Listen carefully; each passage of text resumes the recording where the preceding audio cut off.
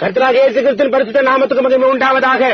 இப்பொழுது நீங்கள் நமது அருமை சகோதரரும் 20ஆம் நூற்றாண்டு தீர்க்கதரிசியுமான வில்லியம் மரியம் பிரென்னம் அவர்களால் ஜனவரி மாதம் 8ஆம் தேதி 1958ஆம் வருஷம் சிகாகோ, இல்லினாய்ஸ், USA என்ற இடத்தில் the handwriting on the wall, சுவற்றின் மேல் எழுதப்பட்ட கையெழுத்து என்ற தலைப்பின் கீழ் கொடுக்கப்பட்ட செய்தியை இப்பொழுது தமிழாக்கத்துடன் கேட்கப் போகிறீர்கள்.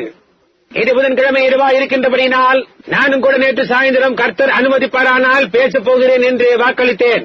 அதாவது இன்றிரவு சுவற்றின் மேல் எழுதப்பட்ட கையெழுத்து என்ற பொருளின் பெயரில் பேசப் போகிறேன் என்று. கூடுமானால் அதன் பேரில் பேச பல வாரங்கள் எடுக்கலாம், அதற்கு பிறகு புரியவில்லையே என்று சொல்லாதபடி.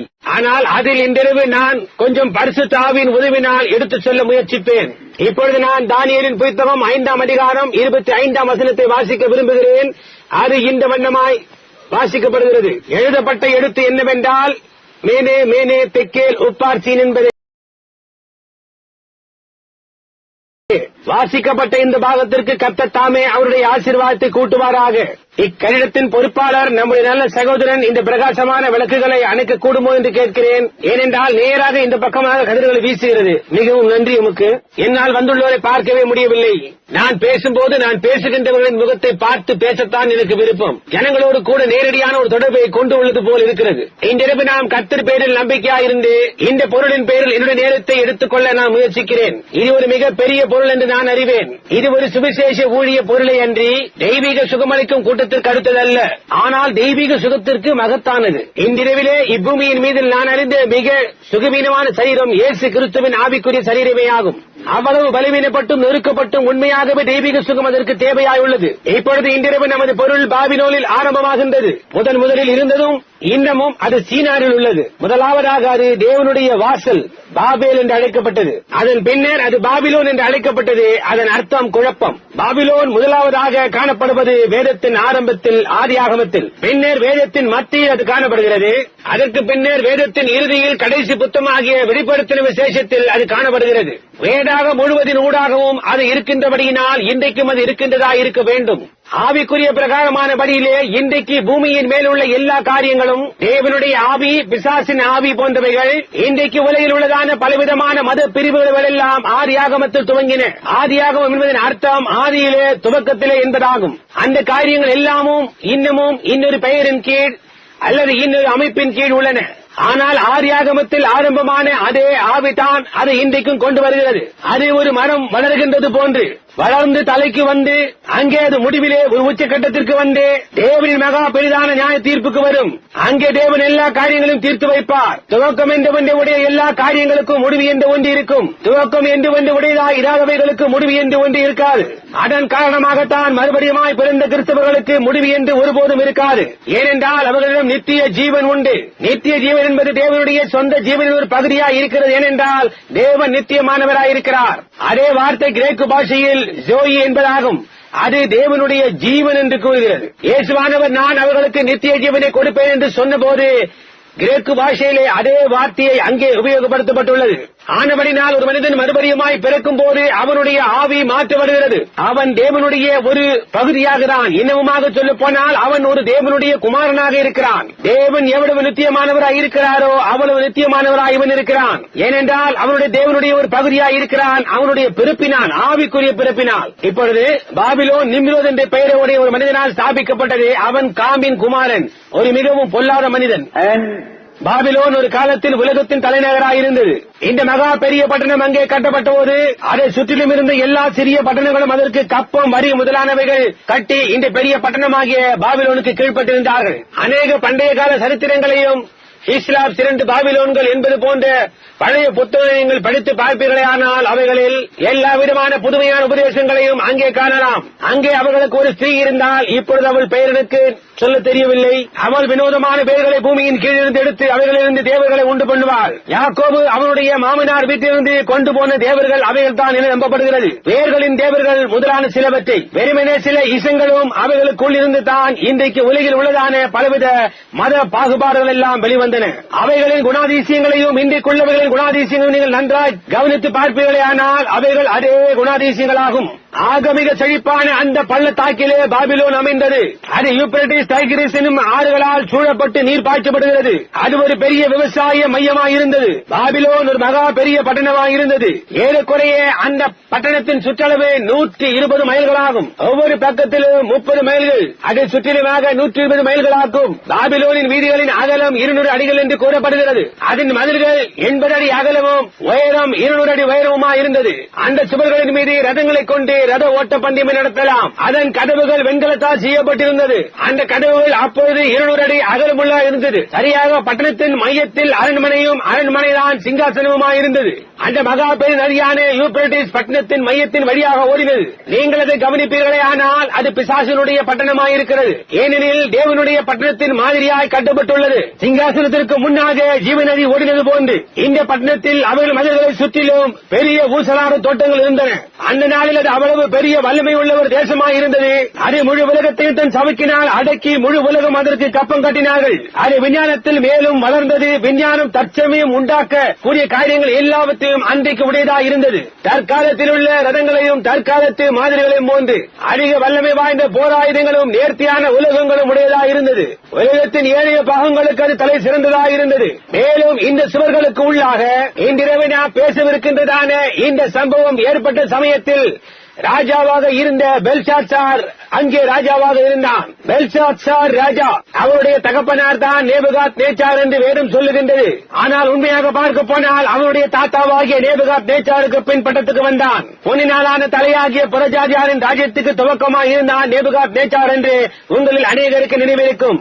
அவன் மேல் நோக்கி எருசலேமுக்கு அநேக மைல்கள் உள்ளாக போய் யூதர்களை கைப்பற்றி அவர்களை அவருடைய தேசத்திற்குள் கொண்டு வந்து அவர்களை அடிமையாக்கி அவர்களுடைய விஞ்ஞானிகளை உபயோகப்படுத்தி இந்த விதமாக செய்தான். ரஷ்யா ஜெர்மனிக்குள் போன போது செய்தது போன்று அது நிமித்தமாகத்தான் அவர்களிடம் அணுகுண்டு முதலானவர்கள் இருக்கின்றன. அந்த ஜெர்மானிய விஞ்ஞானிகளை கொண்டு போய்விட்டார்கள். அக்காரணத்து நிமித்தமாகத்தான் இன்றைக்கு அவ்வளவு முன்னேற்றம் அடைந்துள்ளனர். அவர்களை சிறைபிடித்து அங்கே கொண்டு போய்விட்டார்கள். அவர்களிடத்தில் அப்படிப்பட்ட காரியங்கள் கிடையாது. ஆனால் நேபுகாத் நேச்சாரின் யூதர்களுக்கு செய்தது போன்று அவர்கள் போய் அந்த காரியங்களை கொண்டு வந்தார்கள். இந்த நேரத்தில் தானே கர்த்தருடைய தீர்க்கதரிசியான தானியேல் என்னும் பெயர் கொண்ட நீதிமானாகிய ஒரு மனிதன் இருந்தான். அந்த நேரத்தில் அவன் சிறை கைதியாய் கொண்டு போகப்பட்டான் என்று கண்டோம். அவன் ஜோசியக்காரர் முதலானோர், ஞானிகள், வானசாஸ்திரிகள் ஆகியோரின் அதிபதியாக நேபுகாத் நேச்சாரின் ஆட்சியின் காலத்தில் இருந்தான். இப்போது பெல்ஷாத்சார் ஆட்சியை எடுத்துக் கொண்டான். பெல்ஷாத்சார் ஒரு பொல்லாங்கான மனிதன். அவன் எதற்கும் கவலைப்படவில்லை. பின்னர் பாபிலோனின் ஜனங்கள் எல்லாரும் தாங்கள் அப்படிப்பட்டதான ஒரு பாதுகாப்புக்குள் இருப்பதாக உணர்ந்தார்கள். ஒருமுறை கதவுகளுக்கு உள்ளே வந்துவிட்டு அந்த கதவுகள் மூடப்பட்டு விட்டால், அதாவது 200 அடி உயரமும் 80 அடி அகலம் உள்ள மதில்களுக்குள் வந்துவிட்டால், சற்று சிந்தித்து பாருங்கள், அந்த ஜனங்களுக்கு அந்த மதில்களுக்குள் எப்பேற்பட்டதான ஒரு பாதுகாலை அவர்கள் உணர்ந்திருப்பார்கள் என்று. ஆனால் இதை நினைவில் வையுங்கள், விஞ்ஞானம் ஒன்று எவ்வளவுதான் பாதுகாப்புகள் வைத்திருந்தாலும் சரி, நீ பாவம் செய்யும் போது தேவன் உன்னை கண்டுபிடித்து விடுவார். ஒரே ஒரு பாதுகாப்பு தான் இருக்கிறது, அது கிறிஸ்து இயேசுவுக்குள்ளாகத்தான். உலகத்திலேயே மிக சிறந்த முற்போக்கான தேசமாகவும் இன்றைக்கு நாம் ஜீவித்திருக்கின்றதான இதே மாதிரியான நவநாகரீக அமெரிக்காவே இருந்ததினாலான பெரிய முக்கியத்துவத்தை உணர்ந்தவர்களாயிருந்தார்கள். எனக்கு ஏதோ ஒருவித கலவரமானது, ஆனால் அவர்களை ஒத்த அதே மனப்பான்மையை நாம் உடையவர்களாக இருக்கிறோம் என்று பயம் வருகின்றது.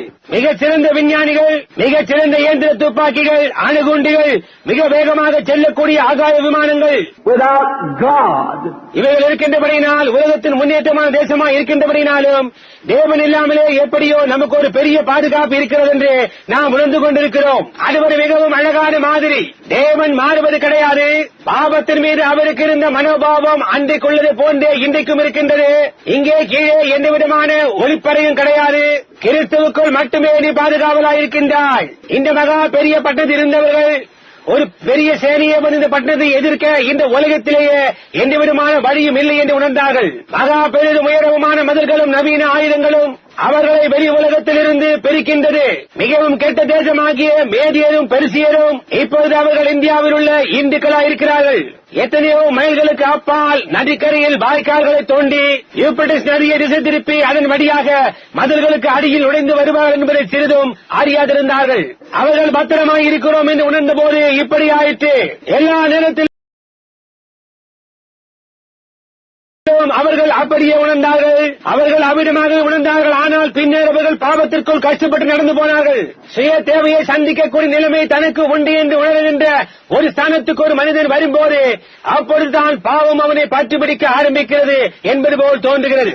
ஒரு சபையோ தேசமோ தனிப்பட்ட நபரோ புறம்பே இருந்து தனக்கு ஒரு உதவியும் தேவையில்லை என்று உணரும் வேளையில் பாவம் அவனை ஆள ஆரம்பிக்கின்றது. அது உண்மை. ஜனங்களுக்குள் ஒரு மேன்மையான உணர்வு உண்டாகும் போது வழக்கமாக பாவம் உட்பிரவேசித்து அவர்களை தின்று போடுவதை நாமும் கூட கவனித்துள்ளோம். ஆகவே அவர்கள் கதவுகளை மூடின போது தாங்கள் மிகவும் பத்திரமாய் இருப்பதாக நினைத்துக் கொண்டார்கள். ஆனால் தேவன் பரலோகத்திலிருந்து கீழே நோக்கி பார்க்கிறார். பாவம் எந்த ஒரு தேசத்திற்கும் ஒரு நிந்தையாயிருக்கிறது. நமக்குள்ளதான எல்லா பெரிய ஆயுதங்களோடும் அணுசக்தியினால் இயக்கப்படும் நீர்மூழ்கி கப்பல்களோடும் ஒரு வினாடியில் நூற்றுக்கணக்கான மைல்கள் பறக்கக்கூடிய ஜெட் விமானங்களோடும் ஒலி வேகத்தையும் கடக்கக்கூடியதுமான இவைகளோடும் கூட நாம் எப்படியோ என்று ஐயுறுகிறோம். ஆனால் ஒன்றை மறக்க வேண்டாம். அது என்ன? உன் பாவங்களோடு தொடர்ந்து பிடிக்கும். இந்த நேரத்தில் அவர்கள் கதவை அடைத்திருந்தார்கள். அவர்கள் விரும்பினவாறு களியாட்டத்திற்குள் இருக்க முடியும் என்று எண்ணினார்கள். ஏனென்றால் அவர்கள் பாதுகாவலுக்குள் இருந்தார்கள். அவர்கள் ஒரு முக்கியமான தேசமாக இருந்தார்கள். மற்ற தேசங்கள் எல்லாம் விஞ்ஞானத்திற்கும் உதவிக்கும் இவளை நோக்கி பார்க்க வேண்டியவளாக இருந்தார்கள். அப்பேற்பட்டதான ஒரு நேரத்திலே ராஜா தனக்கு ஒரு பெரிய கொண்டாட்டத்தை வைத்துக் கொள்ள வேண்டும் என்று எண்ணினான். அவன் ஒரு நாளை குறித்து அதில் அவன் ஒரு பெரிய நாட்டியத்தை வைக்க தீர்மானித்திருந்தான். அல்லது நான் சொல்லுவது போன்று ஒரு நவீன ராக் அண்ட் ரோல், அதற்கு மேல் ஒன்று வேண்டாம். ஆகவே அவன் நேரத்தை குறித்துக் கொண்டு எல்லா புகழ்பெற்றவர்களையும் எல்லா சேவகர்களையும் தளபதிகளையும் அவனுடைய எல்லா மனைவிகளையும் வைப்பாட்டிகளையும் யாவருக்கும் அழைப்பு அனுப்பியிருந்தான். வைப்பாட்டி என்றால் வெறுமனே ஒரு சட்டப்படியான விபச்சாரி. ஒரு மனிதன் தன்னில் தானே போதுமானவன் என்று உணரும் போது அவன் கஷ்டப்பட்டு தானாகவே பாவத்துக்குள் நடக்கிறான். உங்களுக்கு புரிகின்றதா? அவன் நடத்த இருக்கும் இந்த ராக் அண்ட் ரோல் விருந்தில் கலந்து கொள்பவர்களுக்காக அவனுக்கு கிடைக்கக்கூடிய நேர்த்தியான மதுபானங்கள் எல்லாவற்றையும் தெரிவித்தான். அவன் மிகவும் பத்திரமாய் இருக்கிறான் என்று அவன் எண்ணினான். ஒன்றினாலும் அவனை சேதப்படுத்த முடியாது என்று அவன் எண்ணினான். ஏனென்றால் அவன் பத்திரமாய் இருக்கிறான். இந்த மது அருந்தும் கேளிக்கை அவன் அரண்மனைக்கு பின்னால் தோட்டங்களை ஒன்று வைத்திருந்தான். இப்படி அவர்கள் வெளியே தோட்டத்தில் இருந்தபோது ஒரு காலத்தை உண்மையாகவே மிகவும் அழகாக அதை அலங்கரித்திருக்கலாம். ஜோடனைகள் தொங்கிக் கொண்டிருக்க போர்களை சந்தோஷப்படுத்த கேளிக்கை பெண்களை எல்லாம் அநேக ஸ்திரீகளையும் கொண்டு வந்திருந்தான். அவர்களுடைய வீரர்களும் தாட்சரசமும் அது ஒரு அருமையான இந்திய ராக் அண்ட் ரோல் விருந்தில்லை என்றால் வேறு ஒன்று எங்கு இருக்கும் என்று எனக்கு தெரியவில்லை. சரியாக அது அப்படியே. அவர்கள் எல்லாவற்றையும் ஆயத்தமாக வைத்துக் கொண்டு ஒரு பெரிய கொண்டாட்டமான நேரத்தை உடையவர்களாக இருக்க போகின்றனர். அநேக கல்யாணமான பெண்கள் வந்திருந்தார்கள் என்பதில் சந்தேகமே கிடையாது. அவருடைய புருஷன்மார்களை பிள்ளைகளை பார்த்துக் கொள்ளும்படியாய் வீட்டில் வைத்துவிட்டு அவர்கள் சந்தோஷமாக இருக்க வெளியே போனார்கள். நாடுதலையாக ஒரு வியாதியாக உள்ள பிள்ளையை வைத்துக் கொண்டு ஒரு தாயானவள் தரையில் நடந்து கொண்டிருக்க ஒரு குடித்து வெறித்த புருஷன் ஒரு பெரிய கல்யாணத்துக்கு போகிறான். இது வெறுமனே 6 ஒன்றும் இன்னொன்றில் 1 டஜனுமாய் இருக்கிறது. அவர்கள் குடிக்க ஆரம்பித்து அவர்களுக்கு கழிக்க ஆரம்பித்ததை என்னால் காண முடிகின்றது. பேண்டும் கிணறு வாரியமும் எல்லாம் இருந்திருக்கும் என்று யூகிக்கிறேன். வாலிபமானவர்கள் ஒருவருக்கொருவர் சுழன்று ஆட ஆரம்பித்தனர். போர் சேவர்கள் குடித்து வெறித்து பெண்களை பிடித்து தங்கள் தலையண்டையில இழுத்து அவர்களை முத்தமிட்டுக் கொண்டும் நாற்காலியில் தங்கள் பக்கத்தில் உட்கார வைத்துக் கொண்டும் ஆரபார கோஷம் எழுப்பிக் கொண்டும் இருந்தனர். அவர்கள் பத்திரமா இருக்கிறோம் என்று நினைத்துக் கொண்டிருந்தார்கள். ஓ அமெரிக்காவே, அந்த குடித்து வெறித்த ராக் அண்ட் ரோல் களியாட்டத்தை நோக்கி பார்த்த அதே தேவன் இன்றிரவு உன்னை நோக்கி பார்த்துக் கொண்டிருக்கிறார். அவர்களுக்கு எப்பேற்பட்டதான ஒரு நேரமாக இருந்திருக்கும். என்னால் இப்போது யூகிக்க முடிகிறது. அந்த பெல்ஷாத்சார் ராஜா ஒரு நவீன எல்விஸ் பிரிஸ்லியா இருந்திருப்பான். அவர்களுக்கு இருந்ததான விரோதமான கோமாளித்தனமான காரியங்களை அதிகமாக செய்திருப்பான். இப்படியா எல்லாமா தொடர்ந்து நடந்து கொண்டிருக்க மரணம் வாசலில் படுத்துக் கொண்டிருக்கிறது என்பது அறியாதவர்களாக இருந்தார்கள். ஆக விருந்தும் களியாட்டமும் மும்முரமாய் போனபோது ஒரு பிரம்மாண்டமான நவீன ஹாலிவுட் தொலைக்காட்சி அமைப்பை போன்று மரணத்தை குறித்து நல்ல விவரமாய் பேசலாம் என்று அவர்கள் நினைத்தார்கள். ஆர்த்தர் காட்ஃப்ரே முஸ்டிப்புகள் போன்று அல்லது அதே போன்று இன்றைக்கு உள்ள நவீனமானது அல்லது ஏதோ எர்னிபோர்ட் பீபிக்கர் போன்று பிரசங்கமாரை குறித்து ஏதோ விவரமாய் சொல்வது. ஆனால் தேவன் இன்னமும் பரலோகத்திலிருந்து பார்த்துக் கொண்டிருக்கிறார். ஆனால் ஒருவரும் தொட முடியாதபடியான ஒரு தேசத்திற்குள் ஜீவித்துக் கொண்டிருக்கிறோம் என்று அவர்கள் எண்ணினார்கள். ஆனால் எதை விதைக்கின்றாயோ அதையே அறுப்பாய். அதை குறித்து ஜனங்களே எச்சரிக்கையாயிருங்கள். நீங்கள் ஒரு தேசமாயிருந்தாலும் சரி அல்லது ஒரு சபையாயிருந்தாலும் சரி அல்லது ஒரு தனிப்பட்ட நபராக இருந்தாலும் சரி, நீ எதை விதைக்கின்றாயோ அதையே அறுப்பாய். ஏன் இந்த ராஜா எளிமை என்று சொல்லுகிறான்? என்னால் காண முடிகின்றது. ஒரு நிமிஷம் பெண்களே, ஒரு பிரசங்கியாரை குறித்து ஒரு மன சம்பந்தமான விகட துணிக்கை கேட்போம் அல்லது அந்த விதமாக ஏதோ போன்று ஜோடனைகள் எல்லாம் பறந்து கொண்டிருக்க அந்த வாலிப பெண்கள் ஹுப்பி அவரை நாங்கள் கேட்க விரும்புகிறோம் என்கிறார்கள். இன்றைக்குள்ள வாலிப பையன்களை போன்று அந்த போர் சேவைகளால் நடந்து கொண்டிருந்தார்கள். ஏனெனில் இது ஒரு நவீன பாபிலோனே என்று வேறொன்றுமில்லை. நான் ஒரு அமெரிக்கன். அதே விதமாகத்தான் அந்த நேரத்தில் தானியேல் பாபிலோனில் இருந்தான். ஆனால் அது பாவத்தை மன்னிக்காதே. ஒரு சமயம் ஒரு பெண்ணிடம் நீ ஒரு கிறிஸ்தவளா என்று கேட்டேன். அவள் நீ புரிந்து கொள்ள வேண்டும் என்று நான் சொல்லுகிறேன், நான் ஒரு அமெரிக்கன் என்று சொன்னாள். நான் அது ஒன்றையும் குறித்து சொல்லவில்லையே என்றேன். ஒன்றுமே இல்லை. நான் அமெரிக்கனாக இருப்பதனால் சந்தோஷப்படுகிறேன். ஆனால் அது கிறிஸ்துவை பிரதிபலிக்கிறதில்லை என்று அதற்கு ஒன்று செய்வதில்லை, ஒன்றையும் செய்யாது. நாம் பாவம் செய்வோமானால் நம்முடைய பாவங்களுக்கான கரியத்தை நாம் செலுத்தப் போகிறோம். இது உங்களுக்கு நிச்சயப்பட்டிருக்கிறது என்பது நிச்சயம். அவர்களுக்கு ஒரு தீர்க்கதரிசி இருந்தான், ஆனால் அவனுக்கு அவர்கள் செவி கொடுக்கிறதில்லை. அவர்களிடத்தில் செய்தி இருந்தது, ஆனால் அவர்கள் அதை கேலி பரியாசம் செய்ய விரும்பினர். அது நவீன அமெரிக்காவா இல்லை என்றால் எனக்கு அது என்னன்னு தெரியாது. அவர்களிடம் சுவிசேஷம் இருந்தது, சத்தியம் இருந்தது, ஆனால் அவர்களது கேலி பரியாசம் செய்ய விரும்பினர். ஆகவே அவர்கள் சொன்னார்கள், நாம் போய் என்ன பரிசுத்த உருளைகளின் பாத்திரங்களை போய் எடுங்கள், இங்கே கொண்டு வாருங்கள், அதை கொண்டு ஒரு தமாஷ் பண்ணுவோம் என்றார்கள். தேவனுடைய பிள்ளைகளை பாவிகள் பரியாசம் செய்ய தேவன் அனுமதிக்கிறதில்லை. என்றாவது ஒரு நாள் அதற்கு கெரியன் செலுத்துவாய். அவர்கள் போய் கர்த்தருடைய பாத்திரங்களை எடுத்து அவைகளை கோயிலுக்குள் கொண்டு வந்து கர்த்தருடைய பாத்திரங்களில் மதுபானத்தை ஊற்றி குடித்து வெறிக்க போனார்கள். அவர்கள் அவர்களுடைய ஓர்லெஸ் 92 அல்லது பாப்ஸ் ப்ளூ ரிபன் நல்ல வேடிக்கையாய் இருக்கும்படி அவைகளில் ஊற்றின போது அந்த பாத்திரங்கள் நிறையும்படியாய் ஊற்றப்பட்டு அவர்கள் அதை குடித்து சிறிது கர்த்தருடைய மனத்தை கேலி செய்ய ஆரம்பித்தார்கள். அவர்கள் செய்கிறது இன்னதென்று அறியாதிருந்தார்கள். இன்றிரவு இந்த தேசமும் அப்படித்தான் இருக்கிறது. மறுபடியுமாய் பிறப்பதையும் பரிசுத்தாவின் அபிஷேகத்தையும் கர்த்தராக இயேசுவின் செய்தியையும் புறக்கணிப்பதை அறியாதிருக்கிறார்கள். அவர்கள் பயபக்தி உள்ளவர்களாயிருந்தும் அந்த ராக் அண்ட் ரோல் கலைப்பிலும் அவர்கள் தெய்வபக்தியாயிருந்தார்கள். ஏனென்றால் வேதம் சொல்லுகிறது, அவர்கள் அவர்களுடைய தேவர்களை புகழ்ந்தார்கள் என்று. ஆக நீங்கள் அதிக தெய்வபக்திகளாய் இருந்து கொண்டோம் இன்னமும் தவறாயிருக்கலாம். அது சரி, மன உத்தமம் ஒரு காரியம் அல்ல. மனுஷனுக்கு செம்மையாய் தோன்றுகிற வழி உண்டு, அதன் முடிவோ மரண வழிகள். ஆகவே அவர்களுக்கு ஒரு நாட்டு சபையிலிருந்து அவர்களுக்கு சேமிக்கத்தக்கதான ஒரு மார்க்கம் இருந்தது. தேவனுடைய பரிசுத்தமான காரியங்களை அவர்கள் பரிகாசம் செய்தனர். அது சரியாக தேவனுடைய காரியங்களை பரிகாசம் செய்கின்ற இன்றைக்கு மாதிரியாய் இருக்கிறது. தவறின்றி மரியாதையாய் நேர்மையாய் ஜீவிக்க முயற்சிக்கின்ற ஜனங்களை அவர்கள் பலவிதமாக அழைக்கின்றனர். பழைய நாகரீகம் அல்லது பரிசுத்த உருளை அல்லது ஏதோ அவதூறான பெயர்களை சொல்லி அவர்களை அழைக்கிறார்கள். தேவன் கீழடைப்பிக்கின்றதான அவருடைய வரங்களை அவர்கள் ஒரு குறி சொல்லுகிறவன் அல்லது பிசாசு போன்ற அசுத்த ஆவியின் கிரி என்று சொல்லுகிறார்கள். ஓ, உன்னால் எப்படி நியாய தீர்ப்பில் தப்பிக் கொள்ள முடியும்? ரத்த சாட்சியின் ரத்தம் அவர்களுக்கு எதிராக கூக்குரலுகிறது. தேவன் தேசத்தை அவர்களின் நவீன பாவங்களுக்காக நியாயம் தீர்க்கவில்லை என்றால் அவர் சோதோமையும் குமாரமையும் எழுப்பி அவர் அளித்ததற்காக அவர்களிடத்தில் மன்னிப்பு கேட்க வேண்டியிருக்கும். நாம் நியாய தீர்ப்படைவது நிச்சயம். நம்முடைய ஆசீர்வதிக்கப்பட்ட ரட்சகர் செய்கின்றதான இந்த மகத்தான அற்புதங்கள் நியாய தீர்ப்பு சமீபத்தில் இருக்கிறது என்பதற்கு எச்சரிப்பின் அடையாளங்களாக இருக்கின்றன. இவைகளது தேசத்தை இந்த பக்கத்திலிருந்து அந்த பக்கத்திற்கும் கிழக்கிலிருந்து மேற்குக்கும் வடக்கிலிருந்து தெற்குக்குமாக ஊடுருவ வந்துள்ளது. அதை வேண்டாம் என்று தள்ளி பரிகாசமாய் அதை சிரித்து அதை குறை கூறினர். அவர்களுடைய ஏடுகளில் அர்த்தமற்றது என்று எழுதினார்கள். நவீன பாபிலோனே, அதை சற்று சிந்தித்து பார். குறித்துக் கொண்டு பாத்திரங்களை நிரப்பிக் கொண்டும் அவர்கள் இருக்கும் போது சடிதியாய் இந்த பெரிய சினிமா விளையாட்டு பிள்ளையான பெல்ஷாத்சார் என்று அழைக்கப்படுபவன் அவனுடைய கோப்பையிலிருந்து குடிக்க ஆயத்தமாயிருந்த போது அவன் திரும்பி அரண்மனை பக்கமாக நோக்கி பார்த்தபோது அவனுடைய கண்கள் பிதுங்கி வெளியே வருவது போல் இருந்தது. ஏனென்றால் பரலோகத்திலிருந்து ஒரு மனிதனின் கரம் போன்று ஒன்று வருகின்றதை அவன் கண்டான். அது சுவத்தின் மீது மேலும் கீழுமாக எழுத ஆரம்பித்தது. நீங்கள் கவனிக்க வேண்டும் என்று நான் விரும்புகிறேன். அது பூசப்பட்ட சுவற்றின் மீது எழுதினது. ஒரு கால் தொங்கிக் கொண்டிருந்த ஜோரங்களில் இருந்து மெழுகுபத்தையில் நவீன ராக்கண்டோ நடந்து கொண்டிருக்கின்ற இடத்தில் இனி வெளிச்சமானது அது மதில் சுவரின் மேல் அடித்துக் கொண்டிருக்கலாம். தேவன் காரியங்களை ஒரு மூலையில் செய்கிறவர் அல்ல. அது நேராக வெளிச்சத்திற்கு கீழாக அங்கேதான் தேவன் பேசவும் அசையும் செய்கிறார். ஆகவே அவருடைய இயற்கைக்கு மேம்பட்ட கையெழுத்து அந்த பூசப்பட்ட அந்த சுவற்றின் மேலே அவர்கள் யாவருடைய முன்னிலையிலும் எழுதப்பட்டது. அந்த ராஜா முதலாவதாக பார்த்திருக்க வேண்டும். இந்த நவீன விகடகவி நல்ல வானொலி கோமாளி தொலைக்காட்சி நாடகன் அதை கண்டிருக்க வேண்டும். குடிப்பதற்கு அவனுடைய பாத்திரம் நிரப்பப்பட்டு அவன் கைகளில் வைத்துள்ளவனாய் அவனுடைய கண்கள் பிதுங்கி வர எல்லாம் ஆடுவது போல் உணர்ந்தான்.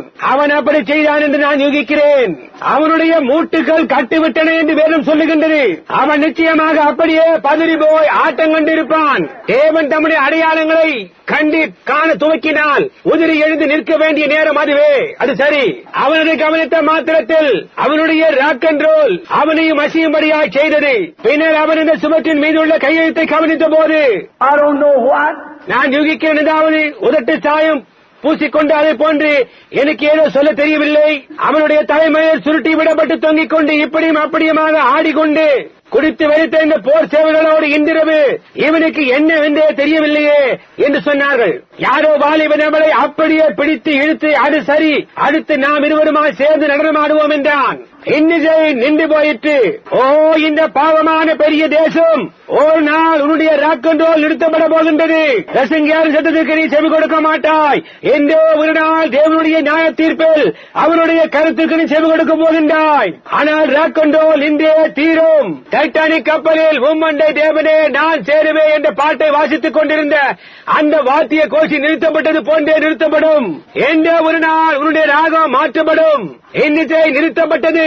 அவர்களுடைய விகடகவி தொலைக்காட்சி நட்சத்திரம் நின்று கொண்டு அவன் முழங்கால்கள் ஒன்றோடொன்று மோதிக்கொண்டிருக்கின்றதை அவர்கள் கவனித்தார்கள். இந்த மகத்தான காரியம் சம்பவித்துக் கொண்டிருக்கின்றதை அவன் நோக்கி பார்த்து கண்டவுடனே அவன், ஏன் எல்லா மனிதர்களும் நம்மை சுற்றி இருக்கிறது, நான் தெரிந்தெடுத்த காவல்காரர்கள் வாசலை காத்துக் கொண்டிருக்கிறார்களே என்றான். ஆனால் பாருங்கள், நீங்கள் நினைக்கிறபடி தேவன் கதவு வழியாய் உள்ள வர வேண்டிய அவசியமில்லை. அவர் மகிமையிலிருந்து கீழே இறங்கி வருகிறார். அவருடைய கரம் அந்த சுவற்றின் மீது எழுதினது துரிதமாக மிகவும் நவீனமான இடத்தில் இருப்பதால் வேதம் சொல்லுகிறது, அவன் தன்னுடைய எல்லா குறி சொல்லுகிறவர்களையும் ஜோசியர்களையும் எல்லா பேராயர்களையும் பட்டதாரிகள் போப்புகள் காதல்கள் இப்படியாக யாவரையும் அழைத்து அனுப்பினான் என்று. இப்போது நான் உங்களுக்கு சொல்லுகிறேன், மதிப்புக்குரியவர்களே, நீங்கள் உபதேசிக்கவும் நீங்கள் செய்ய விரும்பின காரியங்கள் யாவையும் செய்யும்படியாய் உங்களுக்கு நான் சாக்கியம் கொடுத்தேன். இப்பொழுது அந்த சுவத்தின் மீது எழுதியுள்ளதற்கு எனக்கு வியாக்கியானம் கொடுங்கள் என்று சொன்னான். சரியாக அண்டைக் கொள்ளது போன்றே இன்றைக்கும் இருக்கின்றது. இயற்கைக்கு மேம்பட்டதில் அவர்களுக்கு பழக்கமில்லை. அதை குறித்து அவர்களுக்கு ஒன்றும் தெரியாது. அறியாத பாஷையை அவர்களுக்கு வியாக்கியானிப்பது அவர்களுக்கு தெரியாத காரியமாயிருந்தது. பரலோக பாஷையை குறித்து அவர்களுக்கு ஒன்று தெரியாது. அவர்கள் அப்படியே செயலற்று போனார்கள். அதை குறித்து அவர்களுக்கு ஒன்று தெரியாது. அவர்கள் யாவரும் எழுப்பி நின்றார்கள். நினைவிருக்கட்டும், இதுதான் புறஜாதியாரின் ராஜ்யத்தின் துவக்கம். அது இயற்கைக்கு மேம்பட்டதில் துவங்கினது போன்று இயற்கைக்கு மேம்பட்டதிலே முடிவாகிவிடும். இந்த பேராயர்களும் கார்டினல்களும் பெரிய பட்டதாரிகளும் இந்த இயற்கைக்கு மேம்பட்டதை வியாக்கியானிக்க கூடாமல் போயிற்று. அதை குறித்து அவர்களுக்கு ஒன்றும் தெரியாது. அவர்களுடைய இலக்கிய கலை புத்தகங்கள் எல்லாவற்றையும் ஆராய்ந்து பார்த்து அதற்கு ஒப்பனையாக ஒன்றையும் அவர்களால் கண்டுபிடிக்க முடியவில்லை. பாருங்கள், ஆவிக்குரிய காரியங்களை ஆவிக்குரிய பிரகாரமாய் புரிந்து கொள்ள வேண்டும். அதற்கு அவர்கள் யாவருக்கும் கலக்கம் உண்டாகி அவர்களுக்கு என்ன செய்வதென்றே தெரியவில்லை. முடிவிலே ஒரு சிறு ராணி, நினைவிருக்கட்டும், அவள் அந்த ராக் அண்ட் ரோல் ஆட்டத்தில் இல்லை. ஏதோ காரியம் சம்பவித்துக் கொண்டிருக்கின்றது என்று அறிந்திருக்க உண்டான ஒரே ஒரு வழி, ராஜா அப்படியே வெலவெலுத்து போய் களியாட்ட விருது நிறுத்தப்பட்டது என்று அவளுக்கு செய்தி வந்தது. அவள் ஒரு நல்ல விசுவாசியாய் இருக்கலாம். எப்படி இருந்தாலும் மறந்து போகாத ஒருவளாய் அவள் இருந்தாள். அவள் விருந்து சாலைக்குள்ளே நுழைந்தால் இந்த நவீன விகடகாவி முழுவதும் ஆட்டம் கண்டு மூட்டுகள் கட்டுவிட்டதை அவள் கண்டு, ஓ ராஜாவே, என்றென்றைக்குமாய் வாழ்க என்று சொன்னாள். ஆனால் அப்பொழுதே அவன் மறுத்து போனான் என்பதை அவன் அறியாதிருந்தான். என்றென்றைக்குமாய் வாழ்க என்றால் அந்த சுவற்றின் மீது எழுதப்பட்ட கையெழுத்தை குறித்து நீ கலங்கி போயிருக்கின்றாய் என்று நான் அறிவேன். பேராயர்களும் போப்புகளும் கார்டினல்களும் தெய்வீக கலைப்பட்டம் பெற்றவர்களும் ஒருவராலும் அதை படிக்க முடியவில்லை என்று நான் அறிவேன். ஆனால் ஓ ராஜாவே, நான் நமக்கு ஒரு காரியத்தை சொல்லுகிறேன். இயற்கைக்கு மேம்பட்டதை குறித்து அறிந்த ஒரு மனிதன் நம்முடைய ராஜ்யத்திலே இருக்கிறான் என்று சொன்னால், ஓ சகோதரனே, சுவற்றின் மீது கையெழுத்தை இன்றைக்கு நாம் பார்க்கும் போது அதை குறித்து அறிந்த ஒரு மனிதன் இருக்கிறான். இந்த பட்டணத்தில் உள்ள எல்லா வயலிடத்தும் நீங்கள் ஒரு கால் போயிருக்கலாம். நீ மறிக்கத்தான் வேண்டும் என்று அவர்கள் சொல்லி இருக்கலாம். ஆனால் அங்கே ஒரு மனிதன் இருக்கிறான். கரைவடைந்த நரகத்தின் சுவர்களை போன்று உன் ஆத்துமா கருத்து போகும் அளவிற்கு நீ பாவத்துக்குள் நடந்து போயிருக்கலாம். நீ நம்பிக்கையற்ற நிலைமையில் தற்கொலை செய்து கொள்ள ஆயத்தமாயிருக்கலாம். ஆனால் அங்கே ஒரு மனிதன் இருக்கிறார். அவர் பெயர் இயேசு. இயற்கைக்கு மேம்பட்டதை அவர் அறிவார். அவர் நம்முடைய ராஜ்யத்தில் இருக்கிறார். ஏனென்றால் நாம் அவருடைய ராஜ்யத்தின் பிள்ளைகளாய் இருக்கிறோம். அங்கே ஒரு மனிதன் இருக்கிறார். இயற்கைக்கு மேம்பட்டதை அவன் அறிவான். வருடங்களுக்கு முன்னர் அவனுக்குள் தேவனுடைய ஆவி இருக்கிறது என்று கண்டறிந்தார்கள். அவனுக்குள் ஒரு மேலான ஆவி இருந்தது. அவனால் சொப்பனங்களுக்கு அர்த்தம் சொல்ல முடியும். தரிசனங்கள் காண்பான். அவை ஒவ்வொன்றும் சரியாக அப்படியே இருந்தது. ஆகவே நீர் கலங்க வேண்டாம், எனக்கு சில நிமிஷங்கள் கொடும், நான் அவனை இங்கே கொண்டு வருவேன். ஒரு நாள் வரும், அப்பொழுது அவரை கூப்பிடுவாய். ஒரு கால் உண்டு வீட்டில் அவருக்கு இடமில்லாமல் இருக்கலாம். டெலிவிஷன் பார்ப்பதும், சீட்டு விளையாடுவதும், பீர் குடிப்பதும், ராக் அண்ட் ரோல் விருந்துகளுக்கு போவதும் இவைகளில் அதிக வேலையாயிருக்கிறாய். ஆனால் ஒரு நேரம் உண்டு, அப்பொழுது நீ அவரை கூப்பிடுவாய். அது சரியே. ஆகவே தானியேல் உள்ளே கொண்டு வரப்பட்டான். அவன் உள்ளே வருகிறான். ஒரு நீதியை பிரசங்கிக்கிறவன், ஒரு தேவனுடைய மனிதன் அதற்கு எதிராக அழைக்கப்பட்டிருந்தால் ஒழிய அப்பேற்பட்டதான ஒரு இடத்தில் ஒரு தேவனுடைய மனிதன் ஜீவிக்கிறது என்றால் என்னால் யூகித்து கூட பார்க்க முடியவில்லை. ஆனால் நீங்கள் பாருங்கள், அந்த ராஜா அதற்கு எந்த கவனமும் செலுத்தவில்லை. அவன் அந்த நிலைமைக்குள்ளா இப்போது இருக்கிறதன் காரணம் அதுதான். அவர்கள் தானியேல் அழைத்து வந்தார்கள். அவன் உங்களுடைய போப்பு குணப்பட்டதார்களும் உனக்கு எந்த வியாக்கியானம் கொடுத்தார்கள்? வியாக்கியானிக்க அவரிடத்தில் ஒன்றுமே இல்லை. அதன் பின்னர் என்ன சம்பவித்தது? ஓ பெல்ஷாத்சார், இந்த காரியங்கள் எல்லாம் உமக்கு தெரியும், இவைகள் உமக்கு மறைக்கப்படவில்லையே என்று தானியேல் சொன்னான். நான் அமெரிக்காவுக்கு சொல்லுகிறேன், இந்த நிமிஷம் அவர்கள் சட்டத்துக்கு செவி கொடுக்க முடிந்தால் நலமாய் இருக்குமே என வாஞ்சிக்கிறேன். இந்த காரியங்கள் எல்லாம் நீங்கள் அறியாதவைகள் அல்லவே. முன்பாக இருந்த தேசங்கள் எல்லாம் பாவம் செய்து நாம் செய்ததையே அவர்களும் செய்த தராசிலே நிறுக்கப்பட்டு கோரைய காணப்பட்டாய். பிரான்சுக்கு என்ன நேர்ந்தது? ஜெர்மனிக்கு என்ன நேர்ந்தது? மதுபானம், பெண்கள், நல்லதொரு நேரம் என்பவர்களே சென்ற மற்ற தேசங்களுக்கு என்ன நேர்ந்தது? அது எப்பொழுதும் அமிதமாகவே வருகிறது. நாமும் நியாய தீர்ப்புக்கு தவிர்க்கப்பட்டவர்கள் அல்லவே. தேவன் நீதி உள்ளவர். உன்னுடைய தகப்பனாரை தேவன் எப்படியாய் ஒரு மகா பெரிய தேசமாக்கினார். ஆனால் அவன் அவரை மறந்து போனான். நீ செய்த அதே காரியங்களை அவனும் செய்தான். தேவன் அவனை ஒரு காட்டு மிருகமாக மாற்றினார். இந்த காரியங்கள் யாவற்றையும் நீர் அறிவீர். இருந்தும் பரிசுத்த பாத்திரங்களை நீர் எடுத்து அவைகளை பரியாசம் செய்திருந்தான். கவனியுங்கள், அவன் சொன்னான், சுவற்றின் மீது எழுதப்பட்டாயிற்று, உன்னுடைய ராஜ்யம் எண்ணப்பட்டாயிற்று. வேறு வார்த்தையில் சொன்னால், இங்கே பாருடா, உன்னுடைய நாட்கள் எண்ணப்பட்டாயிற்று என்பதாகும். உன்னுடைய ராஜ்யம் உன்னிடமிருந்து எடுக்கப்பட்டு இன்னொரு தேசத்திற்கு கொடுக்கப்பட்டாயிற்று. ஒரு மிருகத்தனமான தேவனற்ற அவ்வளவு மோசமான தேசம். பாவம் பாவத்தை போரிடும்படியாய் தேவன் செய்கிறார். இன்றைக்கு நான் ஆச்சரியப்படுகிறேன். சரியாக அதே நேரத்தில் நான் முதலாவதாக சொல்லட்டும், அவன் அங்கே நின்று கொண்டு சுவற்றின் மீது எழுதப்பட்டதை கவனித்துக் கொண்டிருக்கும் போது அங்கே கதவு கடில் வாயில் காப்போன்கள் கொலை செய்யப்பட்டாயிற்று என்பதை சிறிதும் அறியாதவனாயிருந்தான். போர் வீரர்கள் வீதியில் இருந்து கொண்டு வாயில் காப்போன்களை கொண்டு கொண்டிருந்தார்கள். அவர்கள் படிகளில் வந்து கொண்டிருந்தனர். தங்கள் பிள்ளைகளை விட்டு விட்டு வந்து அங்கே நின்று கொண்டிருந்த பெண்கள், புருஷன்மார்களை விட்டு விட்டு வந்தவர்கள், மனைவிகளை விட்டு விட்டு வந்து குடித்து வெறித்திருக்கிற ஆண்கள் ஏதோ நவீன இடத்தை பார்த்துக் கொண்டு நேரத்தை கடத்திக் கொண்டிருந்தார்கள். போர் சேவர்கள் ஏற்கனவே படிகளில் வந்துவிட்டனர். இன்னும் சில நிமிஷங்களுக்கு ராஜா சங்கரிக்கப்பட போகிறான். அந்த குடித்து வெறித்திருந்த ஆண்கள் கூட்டம் தேவ நம்பிக்கையற்ற பிசாசு பிடித்த தேசத்தால் சங்காரம் பண்ணப்பட போகிறார்கள். பெண்களோ நிர்வாணமாக்கப்பட்டு வாலிப பெண்கள் வீதிகளிலே கொள்ளையிடப்பட்டு கற்பழிக்கப்பட்டு பின்னர் கால்களை பிடித்து தூக்கி தலையை சுவற்றிலே மோதி அடிக்கப்படுவார்கள். புத்தி கோளாறான குடித்து வெறித்த போர் சேவர்கள் தங்கள் காமவெறியை அவர்களோடு தீர்ந்த பின்பு அவர்களை வெட்டி போடுவார்கள். இவைகளெல்லாம் அங்கே கதவண்டை காத்துக் கொண்டிருக்கின்றது. ஏனென்றால் அவர்கள் தராசிலே நிறுக்கப்பட்டு குறைய காணப்பட்டார்கள். நான் ஆச்சரியப்படுகிறேன். இன்றைக்கு நடந்து கொண்டிருக்கின்ற நம்முடைய நவீனங்கள் தெய்வீக சுகமளிக்கும் ஆராதனைகளை கேலி செய்வதும் சிரிப்பதும், ஜீவிக்கின்ற தேவனுடைய சபையை பார்த்து கேலி செய்வதும் சிரிப்பதும் வேதம் சொல்லுகிறது போன்று செய்து கொண்டிருக்கின்றவர்களாய், அதாவது துணிகரமுள்ளவராகவும் இருமாப்புள்ளவர்களாகவும் தேவபக்தி வேஷத்தை தரித்து அதன் பலனை மறுதளிக்குள்ளாயும் இருக்கிறார்கள். நாம் மிகவும் பத்திரமாக இருக்கிறோம் என்று நாம் நினைத்துக் கொண்டிருக்கின்ற இந்த நாட்களிலே ரஷ்யா நம்மை விட விஞ்ஞானத்தில் 5 வருடங்கள் முன்னாக இருக்கிறான் என்று சடிதியாய் கண்டுள்ளது எனக்கு ஆச்சரியமாய் இருக்கிறது. நாம் அநேக விருந்துகளில் பங்கெடுத்தோம். நாம் அதிகமாய் பாவத்திற்குள் பலவந்தமாய் போனோம். சபையானது அவ்வளவு உறக்கத்தில் இருக்கிறது. இனி அது ஜெப கூட்டங்களை குறித்து கவலைப்படுகிறதில்லை. அவர்கள் அக்கறையற்றவர்களாய் இருக்கிறார்கள். ஜீவிக்கின்ற தேவனுடைய உண்மையான ஆவிக்கு எதிராக ஒரு சத்தத்தை எழுப்புகிறார்கள். அவர்களுக்கு அவைகள் எல்லாம் இருக்காது. அவர்கள் அவ்வளவு ஸ்தாபனமாய் உடுத்திக் கொள்ளுகிறார்கள். ஜெப கூட்டங்களுக்கு அவர்களுக்கு நேரமே கிடையாது. அவர்கள் தொலைக்காட்சியிலும் சினிமா கொட்டைகளிலும் ஊரை சுற்றிக் கொண்டு மதுபான விருந்துகளுக்கும் மற்ற காரியங்களுக்கும் போகின்றனர். அது உண்மையே. ஒரு கால பண்டைய நாகரிகமாக தோன்றலாம். ஆனால் இன்றைக்கு தேசத்திற்கு தேவையாக இருக்கின்றது ரப்பர் கைவினைகளை அணிந்து கொள்ளுதல். இது சுவிசேஷத்தை சுற்றி தேவையில்லாததாக இருக்கிறது. பரிசுத்த ஆவியினால் வெறும் கரங்களால் அது கையாளப்பட வேண்டியுள்ளது. உண்மையாக 2 வாரங்களுக்கு முன்னர் பில்லி கிரஹாம் தன்னுடைய செய்திகள் ஒன்றில் இந்த விதமாக, இந்த தேசம் ரஷ்யாவிற்கு ஒலிபரப்பும் செயற்கை சாதனமாய் சேட்டலைட்டாக ஆக முடியும். ரஷ்யா வாஞ்சிக்கும் எந்த நேரத்திலும் ஆகலாம் என்று சொல்லியிருக்கிறான். நாம் எங்கே இருக்கிறோம்? சபைக்கு போகாமல் வீட்டில் இருந்து கொண்டு எல்விஸ் பிரெஸ்லியுடைய ரெக்கார்டுகளை வாங்கிக் கொண்டு We Love Lucy நாட்களில் ஒன்றில் கேட்போம். நீங்கள் தராசிலே நிறுக்கப்பட்டு குறைய காணப்படுகிறீர்கள். என்ன சம்பவித்தது? சுவற்றின் மீது அங்கே ஒரு கையெழுத்து இருக்கின்றது. ரஷ்யர்கள் ஒரு ஸ்புட்னிக்கை 500 மைல்களுக்கு பூமிக்கு மேலாக பறக்கவிட்டிருக்கிறார்கள். நம்மால் அதில் ஒன்றையும் மேற்பார்விட முடியாததாக இருக்கிறது. அடுத்த 30 நிமிடங்கள் அது போன்று 6 ஸ்புட்னிக்குகளை அமெரிக்க ஐக்கிய நாடுகள் மீது பறக்கவிட்டு அவர்களை கூப்பிட்டு சரணாகதி அடையுங்கள் அல்லது சில வினாடிகளில் சாம்பலாகிவிடும் என்று சொல்லக்கூடும். அதை செய்யாதபடி தடை செய்ய நம்மால் ஒன்றுமே செய்ய முடியாது. ஒரு அர்த்தமற்ற இருதயமற்ற தேவபக்தியற்ற கம்யூனிஸ்டுகள் கருத்தில் இருக்கிறது. பாவ வெளிச்சத்திற்கு வருவதற்கு தேவன் உபயோகிப்பது அதுதான். நிச்சயமாக நீங்கள் வேதத்தை வாசிப்பீர்களே, ஆனால் வெளிப்படுத்தின விசேஷத்தின்படியா ருஷ்யா அதைதான் செய்ய வேண்டும். சரியா?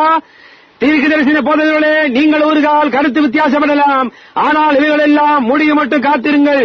அந்த நோக்கத்திற்காகத்தான் ரஷ்யா வைக்கப்பட்டுள்ளது. வேதம் அப்படியா சொல்லுகிறது. இப்பொழுது அவன் இங்கே ஒரு ஸ்புட்னிக்கோடு நிற்கிறான். அந்த ஒரு நாள் நாம் அதை போன்ற ஒன்றை அனுப்ப முயற்சித்தோம். அவர்கள் செய்த அளவிற்கே நம்மால் செய்ய முடியும் என்று நாம் எண்ணினோம். பூமியை விட்டு 3 அடிகள் மேலெழும்பி பயனட்டு விழுந்து போயிற்று. அதிகப்படியான ராக் கண்ட்ரோலும் பாவமும் நாம் தராசிலே நிறுக்கப்பட்டு குறைய காணப்படுகிறோம். தேவனே இரக்கமாயிரும். நாம் என்ன செய்ய போகிறோம்? அவர்கள் இந்த ஸ்புட்னிக்கோடு ஏவுகணைகளை வைத்து அனுப்பி அடிபணியங்கள் அல்லது 5 நிமிடங்களுக்குள் ஒரு குவியலான தூசியாகி விடுவீர்கள் என்றவர்கள் சொன்னால் என்ன சம்பவிக்கும்? நிச்சயமாக நம்முடைய அரசாங்க முயற்சிக்காக அடிபணியலாம். அந்த ஒரு காரியம் தான் அவளால் செய்ய முடியும். அப்பொழுது அமெரிக்கர்களாகிய உங்களில் சிலருக்கு என்ன சம்பவிக்கும்? இங்கிருக்கின்ற நாம் அனைவரும் இவ்விடத்தில் உள்ளவர்கள் அல்ல. ஆனால் நான் தேசியமாக பேசுகிறேன். தேசியமாக பேசும் பொழுது ரோஜா பூவை போன உதட்டில் சாயம் பூசிக்கொண்டு சமத்தாய் செல்லுகின்ற பெண்களே, சுவிசேஷத்தை பிரசங்கின்றவரை பார்த்து மூலையில் கேலியாக சிரிக்கின்றீர்கள். 20 வயதுக்கு உட்பட்டவர்களை அடக்கி ஆள உண்டாயிருக்கின்ற அறிவை காட்டிலும் உங்களிடம் துணிவு இருக்கிறது நினைக்கிறீர்கள். வீட்டில் உட்கார்ந்து கொண்டு டெலிவிஷன் பார்த்துக் கொண்டிருக்கிற தகப்பனே, உனக்கு என்ன சம்பவிக்க போகின்றது? உன்னுடைய மகன் வேறு எங்கோ தேவையில்லாத இடத்தில் இருக்கிறான். சகோதரி எங்கோ கேண்டீனில் இருந்து கொண்டு ராக் அண்ட் ரோல் ஆடிக்கொண்டிருக்கிறாள். நீயோ டெலிவிஷனை பார்த்துக் கொண்டு சுவிசேஷத்தை பரியாசம் செய்கின்றாய். சபை அங்கத்தினே, உனக்கு என்ன சம்பவிக்க போகின்றது? இதனால் உனக்கு உண்டாகும் விளைவு எப்படி இருக்க போகின்றது? எல்லா புத்தகத்திலும் அல்லது பட்டணத்தில் உள்ள மிக பெரிதான சபையில் உள்ள புத்தகத்தில் உன் பெயர் இருக்கலாம். ஆனால் கர்த்தராகிய இயேசு கிறிஸ்துவின் ரத்தத்தின் பாதுகாப்பின் கை நீ இல்லை என்றால் அழிந்து போகிறவர்களோடு நீங்களும் அழிந்து போவீர்கள். உங்களுக்கு எவ்வித நம்பிக்கையும் இல்லை. என்ன சம்பவிக்க போகின்றது? அங்கு மேலாக ஒரு ஸ்புட்னிக் விடப்பட்டிருக்கிறது. என்ன சம்பவிக்கும்? தேசம் தரணாகதி அடையும். நிச்சயமாக அரசாங்கம் செய்யக்கூடிய ஒரே ஒரு காரியம் அதுதான். பின்னர் சம்பவிக்க போகிறது என்ன? அலை அலையாய் கப்பல் கப்பலாய் போர் சேவைகள் வருவார்கள். அலை அலையாய் விமானங்கள் வரும். இந்த தேசத்தில் வந்து இறங்கும். பெண்கள் வீதிகளில் கற்பழிக்கப்படுவார்கள். நீ என்ன செய்வாய்? அது அவர்களுக்கு சொந்தமானது. உங்கள் வீடுகளிலிருந்து உதைத்து துரத்தி அதை அவர்கள் எடுத்துக் கொள்வார்கள். வாலிப பெண்களே, வாலிப ஆண்களே, உங்களுடைய கதி என்ன? அந்த நேரத்தில் இருக்க போகின்றவர்களே, உங்களுக்கு என்ன சம்பவிக்கும்? பாவத்திற்கான கிரயமானது செலுத்தப்பட வேண்டும். அது எந்த தேசமாயிரும் கவலை இல்லை, அல்லது யாராயிருந்தாலும் சரி, அது செய்யத்தான் போகிறது.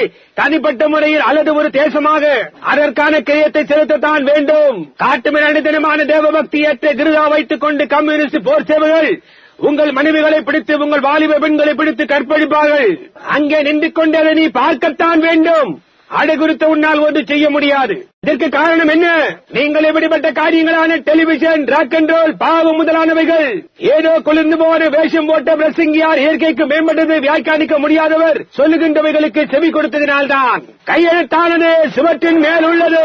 அது சரியே, நாம் தராசிலே நிறுக்கப்பட்டு குறைய காணப்படுகிறோம். அது எப்பொழுது சம்பவிக்கும்? காலையில் பொழுது விடுவதற்கு முன்னர். யாரை தடை செய்ய முடியும்? முயற்சி செய்து பார். அப்படியாய் சம்பவிக்கும் என்று வேதம் சொல்லுகிறது. ஆனால் நான் உனக்கு சொல்லட்டும், ஜீவிக்கின்ற தேவனுடைய சபையை அது ஒருபோதும் தொடாது. அந்நேரத்தில் நாம் போய்விட்டிருப்போம். ஆகவே நண்பர்களை செவி கொடுங்கள்.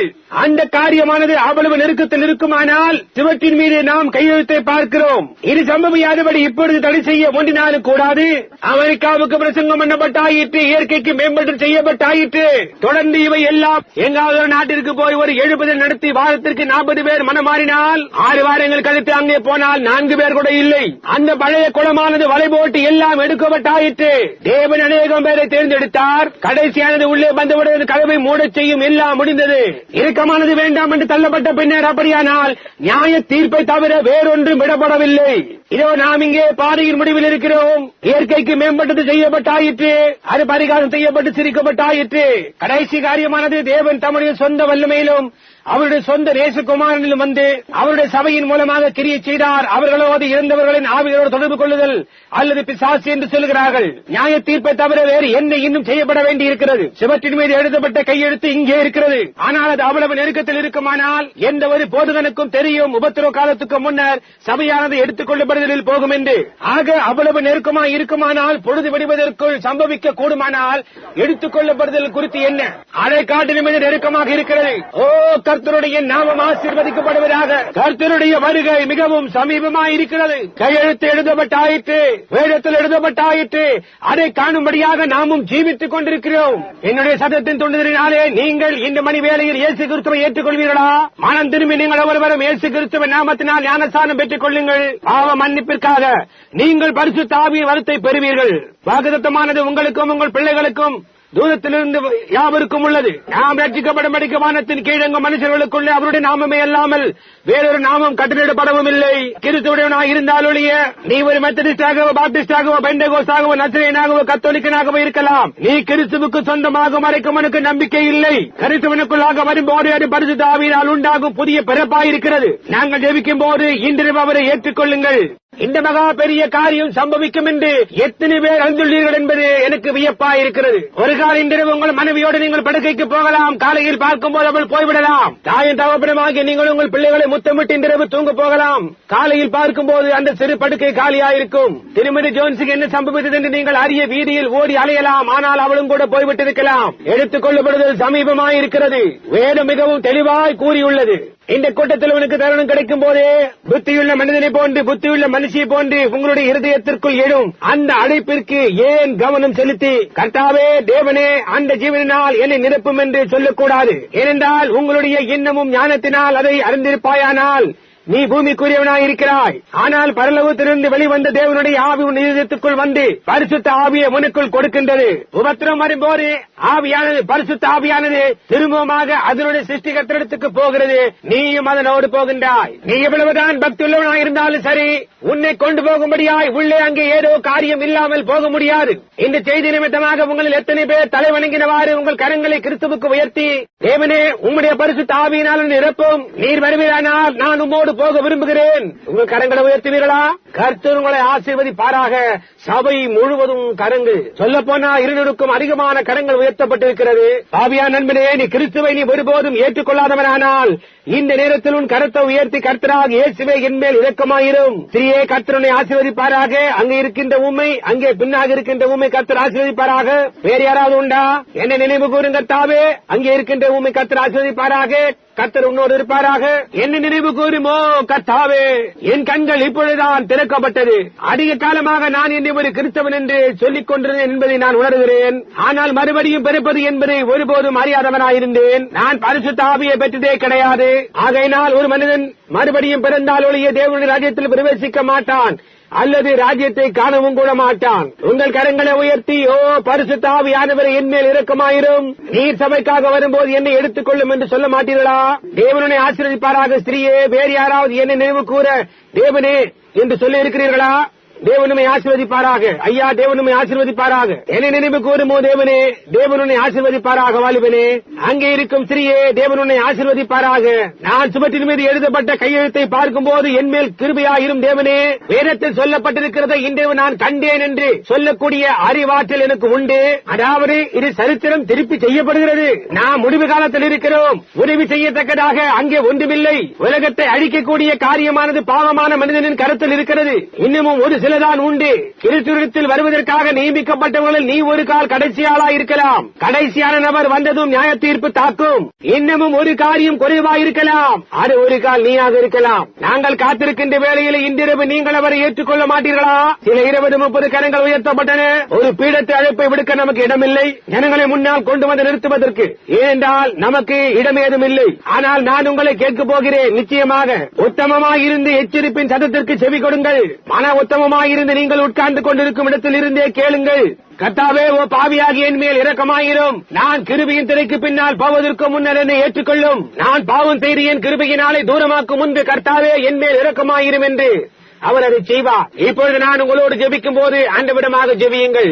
ஆசீர்வதிக்கப்பட்ட கர்த்தாவே, இன்றிரவு நாங்கள் ஒரு பயங்கரமான நிலையில் இருக்கிறோம். நாங்கள் உங்களுடைய வார்த்தையை வாசிக்கும் போது எந்த நேரத்திலும் வானொலி செய்தி திடீரென்று அறிவிக்கலாம். ராக் அண்ட் ரோல் இசைக்குழு உம்மண்டை தேவனே என்ற பாட்டை பாடிக்கொண்டிருக்கலாம். அப்பொழுது மிகவும் காலம் கடந்ததாயிருக்கலாம். நியாய தீர்ப்பானது விழுந்து விட்டதாயிருக்கலாம்.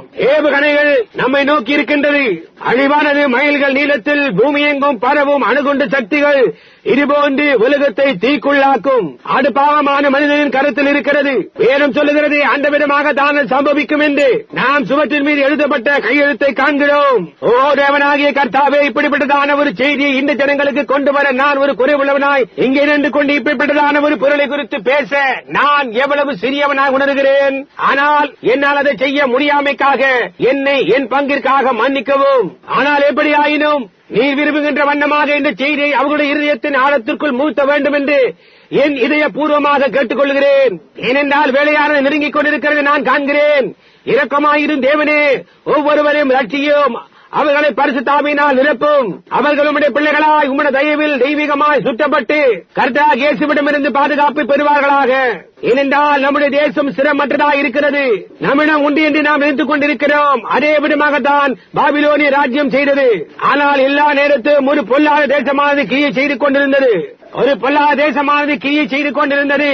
இப்போதுதான் நமக்கு தெரியும் அவர்கள் நம்மை விட முன்னிலையில் இருக்கிறார்கள் என்று.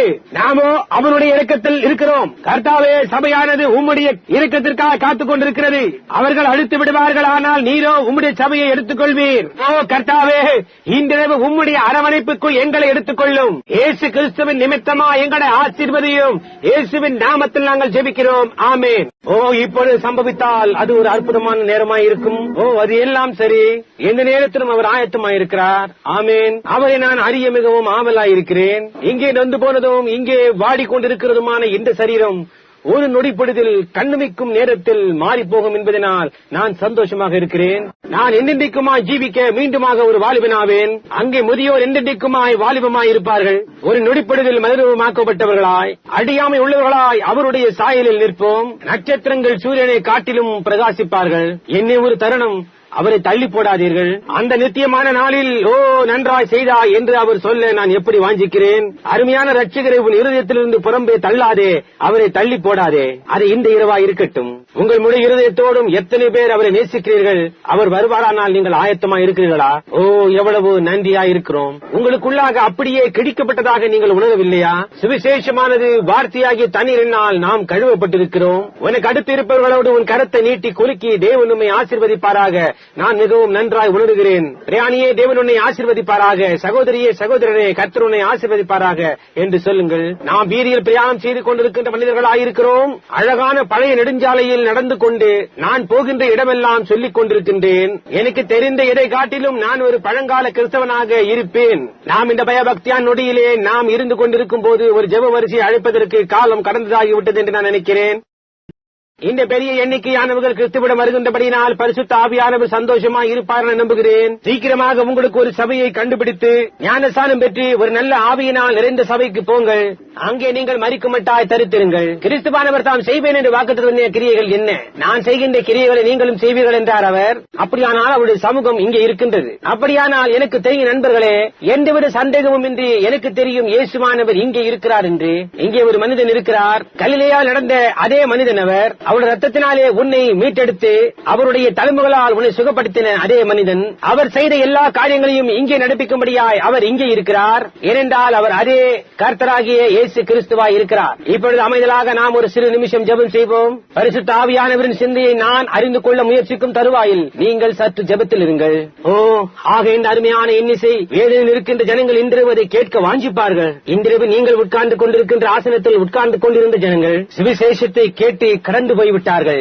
இன்றிரவு வேதனையில் இருக்கிறார்கள். இப்பொழுது நீங்கள் உட்கார்ந்து கொண்டிருக்கின்ற அந்த ஆசனத்தை எடுக்க எவ்வளவு ஆசையாய் இருக்கிறார்கள். இப்பொழுதோ அதிதூரம் கடந்து போய்விட்டார்கள். கர்த்தாவே, வானங்களையும் பூமியும் உண்டாக்கின நீர். ஆசீர்வதிக்கப்பட்ட கர்த்தராகிய இயேசுவை இந்த பூமிக்கு அனுப்பின நீர். தெய்வத்துவத்தின் பரிபூர்ணம் எல்லாம் அவருக்குள் வாசமாயிருந்தது.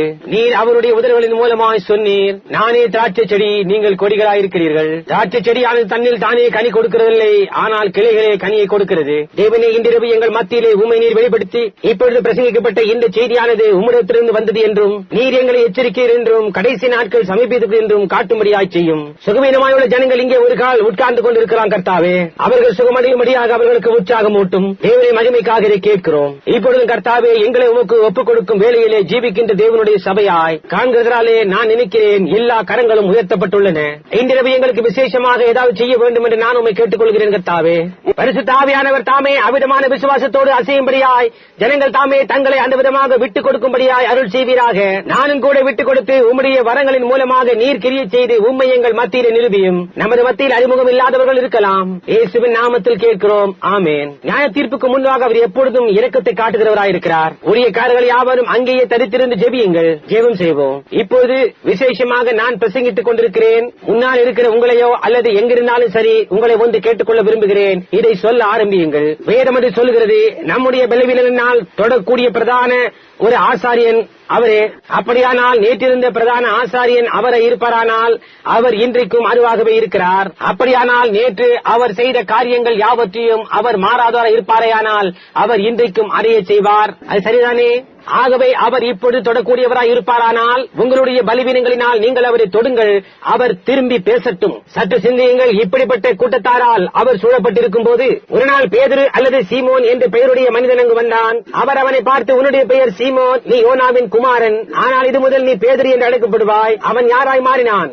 அருமையான அப்போஸ்தலனானான். பிலிப்பு நாத்தான்வேலை கண்டுபிடித்து அவனோடு வந்தான். அவர் அவனை பார்த்து, இதோ கபடத்த உத்தம இஸ்ரவேலன். வேறு வார்த்தையில் சொல்ல வேண்டுமானால் ஒரு கிறிஸ்தவன், ஒரு உண்மையான மனிதன் என்றார். அவன், ரவி, உமக்கு என்ன எப்படி தெரியும் என்றான். அவர், பிலிப்பு உன்னை கூப்பிடுவதற்கு முன்பாக நீ மரத்தின் கீழ் இருந்தாயே, அப்பொழுதே தெரியும் என்றார். உதிரப்போக்குள்ள ஸ்திரீயானவள் வெளியே வந்தாள். அவர் கூட்டத்தாரை நோக்கி பார்த்து, அவருடைய கிரியைகள் பிசாசினால் ஆனதென்று அவர்கள் எண்ணினார்கள். அவர்கள் தங்கள் இருதயத்தில், அவர் பெயல்செபூல், அவர் அவருடைய சிந்தனைகளை அறிந்தார். அது சரிதானே? அவர் பிதாவானவர் முதலாவதாக எனக்கு காட்டினால் ஒழிய நான் தானாய் ஒன்றும் செய்ய போகிறதில்லை. நான் செய்கிற கிரியைகளை நீங்களும் செய்வீர்கள் என்றார். ஆகவே அவர் அவருடைய சபையில் கிரியை செய்வாரானால் அவர் அப்படியா இருக்க வேண்டும். ஏனென்றால் அது அவருடைய வார்த்தையாய் இருக்கிறது. இப்பொழுது நான் உங்களை கேட்கிறேன், இந்த கூட்டத்தாரர் தேவன் தாமே 2 அல்லது 3 பேருக்கு விசுவாசத்தினால் அவரது வஸ்திரத்தை தொடும்படி அருளி அவர் தம்முடைய ஆவியில் திரும்பி அவர் பூமியில் இருந்தபோது செய்த அதே கிரியை செய்து காட்டுவாரேயானால் நீங்கள் யாவரும் திருப்தியாகி அவரை உங்களுடைய சுகமளிப்பவராக ஏற்றுக்கொள்வீர்களா? நீங்கள் அதை செய்வீர்களானால் ஆமென் என்று சொல்லுங்கள். அப்படி செய்வீர்களானால் அவர் அதை அருள்வாராக என்பதே என்னுடைய ஜெபமாய் இருக்கிறது. இப்பொழுது நீங்கள் ஜெபியுங்கள். இங்கிருக்கின்ற வியாதியஸ்தர்கள் எத்தனை பேருக்கு சுகம் வேண்டும்? உங்கள் கரங்களை உயர்த்துங்கள். வியாதியஸ்தர்கள் சுகம் பெற விரும்புகிறார்கள். இந்த கட்டிடத்தில் இருப்பவர்களில் யாருக்காவது நான் பார்த்துக் கொண்டிருக்கிற ஒருவரை நான் அறியேன். இங்கே உட்கார்ந்து கொண்டிருக்கிறவர் சகோதரி ரோசல்லா என்று நினைக்கிறேன். மதுபான பிரியையாய் இருந்த ஒரு பெண், ஒரு மதுபான பைத்தியம், வைத்தியர்களால் விட்டுவிடப்பட்டவள். கூட்டங்களில் ஒன்றில் அவள் பெயர் சொல்லி அழைக்கப்பட்டாள். அவள் கர்த்தரால் அழைக்கப்பட்டது. பெண்கள் அவரை அறிந்திருக்கிறார்கள். அவளை நான் கண்டதும் கிடையாது, அறிந்ததும் கிடையாது. அவளுடைய ஜீவியத்தை குறித்தும் அவளுடைய நிலைமையை குறித்தும் சொல்லி அவள் சுகமடைய போகிறாள் என்பதையும் சொன்னார். அவள் இதோ இன்றிரவு இங்கே கிருபையின் சின்னமாக இருக்கிறார். ஒரு மதுபான பைத்தியம், வைத்தியர் பின் வைத்தியராக ஒன்றும் செய்ய முடியாது. கை விரித்தார்கள். ஆல்காலிக் அனானிமஸ் கூட. நான் அவளை அறிவேன். ஆனால் அப்படி இல்லை என்றால் நான் நிச்சயமாக சொல்லுவேன். என்னை நோக்கி பார்த்துக் கொண்டிருக்கிற இந்த சகோதரன், இங்கே கிரே சூட் அணிந்து கொண்டிருப்பவர், அவர் நமக்கு இங்கே பூக்கள் கொண்டு வருபவர். அதை செய்கிற நம்புகிறேன். அவருடைய பெயர் இப்பொழுது எனக்கு ஞாபகம் வரவில்லை. சமீபத்தில் அவர் என் வீட்டிற்கு சகோதரன் போஸ், சகோதரன் ஷூட்ஸ் அவர்களோடு கூட வந்தார். அதை தவிர கொஞ்சம் முன்னர் சகோதரன் பிரெட் ஷாட்மனை பார்த்தேன் என்று நினைக்கிறேன், இங்கே இந்த கட்டிடத்தில். ஆனால் அது எங்கே இருந்தது என்று இப்பொழுது நான் மறந்துவிட்டேன். என்ற போதிலும் அவர் எங்கேயோ இருந்தார். எனக்கு வேறு யாரையும் தெரியாது.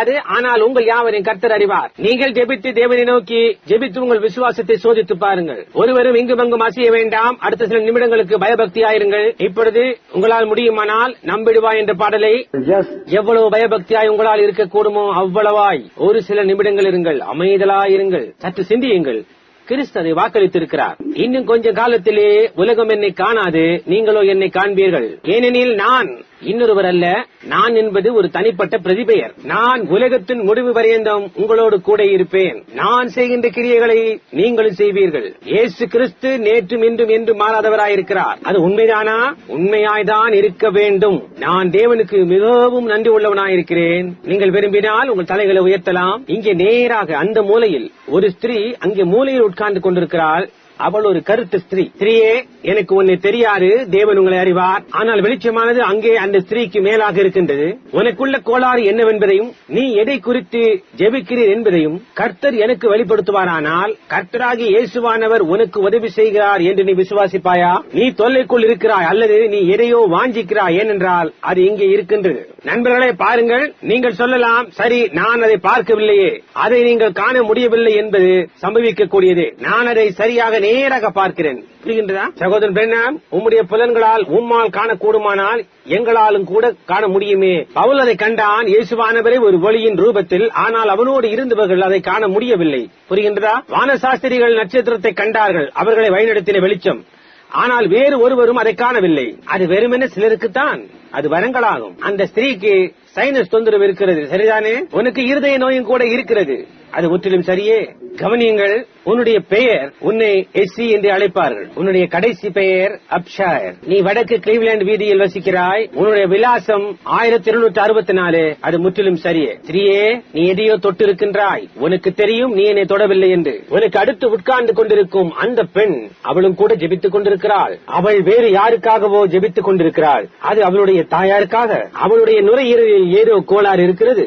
இங்கிருக்கும் இந்த ஸ்திரீயோடு உனக்கு ஏதோ தொடர்பு இருக்கிறது. நீ அவளுடைய மருமகள். உன்னுடைய பெயர் மார்கரெட். அது சரியே. நீ அதே இடத்தில் வசிக்கிறாய். நீ வெளியே வந்ததையும் உள்ளே போனதையும் காண்கிறேன். அதை குறித்து நீ நினைக்கிறீர். ஐயா, அங்கே உட்கார்ந்திருக்கும் அடுத்த மனிதன் இயேசு கிறிஸ்து தேவனுடைய குமாரன் என்று நீ விசுவாசிக்கிறாயா? நீ விசுவாசிக்கிறாயா? உனக்குள்ள தொல்லை என்னவென்று கர்த்தர் எனக்கு வெளிப்படுத்துவாரானால் நீ அவரை ஏற்றுக்கொள்வாயா? உனக்கு வயிற்று தொல்லை, அது சரி. அது சரியானதென்றால் எழுப்பி நில்லுங்கள். சரியாக, நீ ஒரு பிரசங்கி. நிச்சயமாக நீ அவர் பிரசங்கியார் ஆடை அணிந்திருப்பதனால் என்று சொல்லலாம். சரி, அது மட்டுமல்லாமல் உம்மை ஒரு பிரெஸ்பிட்டீரியனாக எதிர்பார்க்கிறார். ஆனால் நீ ஒரு பெந்தெகோஸ்தே பிரசங்கி. அது சரியே. ஆமேன். உம்முடைய பயப்படுதல் தான் உமக்கு அல்சர் உருவாக செய்தது. அது போய்விட்டது. வீட்டுக்கு போங்கள், சுகமாக இருங்கள். ஆமேன். தேவனிடத்தில் விசுவாசமாய் இருங்கள், சந்தேகப்படாதீர்கள். நேராக இங்கே உட்கார்ந்து கொண்டு நீ என்ன நினைத்துக் கொண்டிருக்கிறாய்? ஆம், நீங்கள் விசுவாசிக்கிறீர்களா? என்ன தேவனுடைய ஊழியக்காரன் என்று விசுவாசிக்கிறீர்களா? அல்லது தேவனிடத்திலிருந்து ஏதாவது உமக்கு தேவையா? உனக்கு என்ன தேவை என்று தேவன் எனக்கு வெளிப்படுத்தினால் இயற்கைக்கு மேம்பட்ட ஒன்று செய்யப்பட்டது என்று நீ விசுவாசிப்பாயா? சரியாக இயேசுவானவர் சொல்வது போன்றே என்று விசுவாசிப்பாயா? உன் முழு இருதயத்தோடு தானே? உன்னிடம் ஒரு வளர்ச்சி இருக்கிறது. அந்த வளர்ச்சி உன் இடுப்பில் இருக்கிறது, சரிதானே? உனக்கும் கூட வயத்து கோளாறு இருக்கிறது. அது பயத்தின் விளைவாக உண்ணாததாக இருக்கிறது. அது சரிதான். உன்னுடைய பெயர் ஈவாமே. ரீட்மேன் என்பது உன்னுடைய கடைசி பெயர். நீ 1378 மேற்கு 13வது வீதியில் வசிக்கின்றாய். அது சரிதானே? நான் தேவனுடைய ஊழியக்காரன் என்று நீ அறியும்படியாக அங்கே உட்கார்ந்து கொண்டிருக்கிறது உன்னுடைய சிறிய பெண். அவளுக்காக நீ ஜெபிக்க வேண்டும் என்று விரும்புகிறாய். அந்த சிறு பெண் ரத்த பெருக்கம் ஹெமரேஜ் இருக்கிறது. அவள் உணர்ச்சி மேலிடும் போது அல்லது மிகவும் அழும்போது அது வருகிறது. அது கர்த்தர் சொல்லுகிறதாவது, அந்த சிறிய பையன் அவனுடைய சகோதரன், சரிதானே? அந்த சின்ன பையனுக்காகவும் ஜெபிக்க விரும்புகிறாய். அவன் மலச்சிக்கலினால் கஷ்டப்படுகிறான். சமீபத்தில் அவன் எடையும் கூட அதிகமாக குறைந்து விட்டது. அப்படி அவனுக்கு இல்லையா? அது கர்த்தர் சொல்லுகிறதாவது. உனக்கு அடுத்தாற் போல் உட்கார்ந்து கொண்டிருக்கும் வெள்ளைக்காரி, அவள் எதை குறித்தோ கலவரப்படுகிறாள். சகோதரியே, நீ விசுவாசிக்கிறாயா? புறஜாதி தலைமுறைக்கு அவர் வருகிறார் என்பதை பிரகடனப்படுத்த தேவன் தம்முடைய குமாரனை இயேசு கிறிஸ்துவை அனுப்பினார் என்று நீ விசுவாசிக்கிறாயா? உனக்கு சிறகுகளில் கோளாறு, பெருங்குடலில் கோளாறு, பயப்படுகின்றாய். நீ இந்த பட்டணத்திலிருந்து வரவில்லை, நீ டிட்ராய்ட்டிலிருந்து வருகிறாய். 1234 எண்ணுள்ள ஃபேட்லர் வீதியில் வசிக்கின்றாய். அது சரிதானே? Detroit, Michigan. நீ ஒரு இத்தாலியன். உன்னுடைய பெயர் வயோலா, POLOFMBA. தேவனிடத்தில் விசுவாசமாய் இருந்து நீ கேட்டுக்கொண்டதை பெற்றுக்கொள். நீ என்ன நினைக்கின்றாய்? இந்த வழியாய் வாரும். உம்முடைய முழு இருதயத்தோடு விசுவாசிக்கின்றாயா? அங்கே உட்கார்ந்து கொண்டிருக்கின்ற சின்ன ஸ்திரீயே, உன்னை குறித்து என்ன? நீ உன் முழு இருதயத்தோடு விசுவாசிக்கிறாயா? அந்த கோடியில் உள்ள சிறு ஸ்திரீயே, உங்களில் யாராவது ஒருவர், யாராயிருந்தாலும் பரவாயில்லை, நீ என்ன நினைக்கின்றாய்? அவளுக்கு அடுத்து பக்கத்தில் இருப்பவள். நீ உன் முழு இருதயத்தோடு விசுவாசிக்கிறாயா? அங்கே உட்கார்ந்து கொண்டிருக்கும் என்னையே பார்த்துக் கொண்டிருக்கும் சிறு தாயே, அதை குறித்து நீ என்ன நினைக்கிறாய்? உள்ள நரம்பு சம்பந்தமான காரியத்தை தேவன் சுகப்படுத்துவார் என்று விசுவாசிக்கிறாயா? நீ விசுவாசிக்கிறாயா? ஒரு கால் நீ சிந்தித்தால் உன்னுடைய புருஷனுக்கு காது கோளாறு இருந்தது என்று சொல்வேனேயானால் நீ அதிகமாக விசுவாசிக்கலாம். அவருக்கும் ஜெபிக்க வேண்டும் என்று விரும்புகிறாய். அது முற்றிலும் சரியே. இப்பொழுது நீ என்னை விசுவாசிக்கிறாயா? நீ என்னை முதலாவதாக பெற்றுக் கொள்ளவில்லை. அந்த விதமான காரியங்கள் உன்னை காரியங்களுக்கு தட்டி எழுப்பினது. ஏனென்றால் அப்பொழுது நீ ஒரு சுகத்தை பெற்றுக் கொண்டபடினால். அவளுக்கு அடுத்தவள் ஸ்திரீயே, உன் கரத்தை உயர்த்தினாய். அதை குறித்து என்ன நினைக்கிறாய்? தேவனுடைய சுகப்படுத்துவார் என்று நீ விசுவாசிக்கிறாயா? நீ விசுவாசிப்பாயா? சரி, அப்படியானால் உன்னுடைய ஆர்த்ரைட்டிஸ், கீழ்மூட்டு வியாதி உன்னை விட்டு நீங்கும். நீ என்ன நினைக்கிறாய்? ஐயா, கரத்தை அசைத்து காட்டினீரே, உண்மைதான். உன்னுடைய இருதய நோயை சுகப்படுத்தி சொஸ்தமாக்குவார் என்று விசுவாசிக்கிறாயா? அவர் செய்வார் என்று நீ விசுவாசிக்கிறாயா? உன்னைதான் உட்கார்ந்து கொண்டு அங்கே பார்த்துக் கொண்டிருக்கிறாயே, நீயும் கூட விசுவாசிக்கிறாயா? தேவன் உனக்கும் கூட இருதய கோளாறு, வியாதியும் உனக்கு உண்டு. அது சரியே. தேவன் உன்னை சுகப்படுத்துவார் என்று விசுவாசிக்கிறாயா? அப்படியானால் நீ பெற்றுக்கொள்ளலாம். நீ விசுவாசிக்கிறது இல்லையா? தேவனிடத்தில் விசுவாசமாய் இருங்கள். இங்க எப்படி ஐயா, நீர் கடைசி ஆசனத்தில் உட்கார்ந்து கொண்டிருப்பவரே, நீர் விசுவாசிக்கிறீரா? நீ விசுவாசிக்கத்தான் வேண்டும். நீ இப்பொழுதுதான் சுகப்படுத்தப்பட்டாய். புரிகின்றதா? உனக்கு பாத கோளாறு இல்லையா? உனக்கு கர்த்தராகிய இயேசுவானவர், நீ விசுவாசிக்கிறாயா? இப்பொழுது நீ வேறு யாருக்கோ ஜெபிக்கிறாய். அது உன்னுடைய சகோதரன். அவர் விஸ்கான்சினில் இருக்கிறார். அவருடைய நுரையீரலில் இப்பொழுதுதான் அறுவை சிகிச்சை நடந்தது. அதில் பாதி பாகம் எடுக்கப்பட்டாயிற்று. அது சரி, நீ விசுவாசிக்கிறாயா? அப்படியானால் நீ கேட்கிறதை பெற்றுக் கொள்வாய். ஓ, கர்த்தருடைய நாமம் ஆசீர்வதிக்கப்படுவதாக. ஆசீர்வதிக்கப்பட்ட கர்த்தாவே, ஒரு நாளில் நீர் வானத்தில் அக்கறையில் வரப்போகிறீர். இப்பொழுது நீர் ஒரு ஆவிக்குரிய சரீரத்தில் இங்கே இருக்கிறீர் என்று நாங்கள் அறிவோம். உம்மை பரிபூர்ணமாய் நீர் எங்களுக்கு அறிவித்துள்ளீர். உலகத்தால் அதை பார்க்க முடியாது கர்த்தாவே. அதை நாங்கள் கொஞ்சமும் எதிர்பார்க்கவில்லை. ஏனென்றால் அவர்கள் இனி என்னை காண்பதில்லை என்று நீர் சொன்னபடினாலே. ஆனால் உம்மை பார்க்கக்கூடியதான பிள்ளைகள் உமக்கு இருக்கிறார்கள் என்று நாங்கள் அறிவோம். உம்மை அறிந்துள்ள பிள்ளைகள் எங்களுக்கு உண்டு. நாங்கள் அதற்கு நன்றி உள்ளவர்களாயிருக்கிறோம். அந்த மகத்தான பரிசுத்த ஆவியோடு கூட நீர் இந்த கட்டிடத்தை அப்படியே சுற்றி வளைத்து இங்குள்ள வியாதியஸ்தர்கள் ஒவ்வொருவரையும் சுகப்படுத்தும். இப்பொழுது உமக்கு மகிமையை எடுத்துக் கொள்ளும் கர்த்தாவே. மரித்த நிலையில் ஜனங்கள் அமர்ந்திராமல் அவர்கள் எழுந்து பிரகாசித்து தேவனுக்கு ஸ்தோத்திரத்தையும் மகிமையையும் அருள்வாராக. இயேசுவின் நாமத்தில் ஆமென். நீங்கள் அவரை விசுவாசிப்பீர்களே ஆனால் காலூன்றி எறும்பி நின்று உன் முழு இருதயத்தோடும் அவருக்கு துதியை செலுத்துங்கள். இயேசுவில் களி கூறுங்கள். ஏனென்றால் அவருடைய மகத்தான தெய்வீக மகிமைக்காக அவர் இப்பொழுது உங்கள் ஒவ்வொருவரையும் சுகப்படுத்துவார். கர்த்தர் உங்களை ஆசீர்வதிப்பாராக. ஆமென்.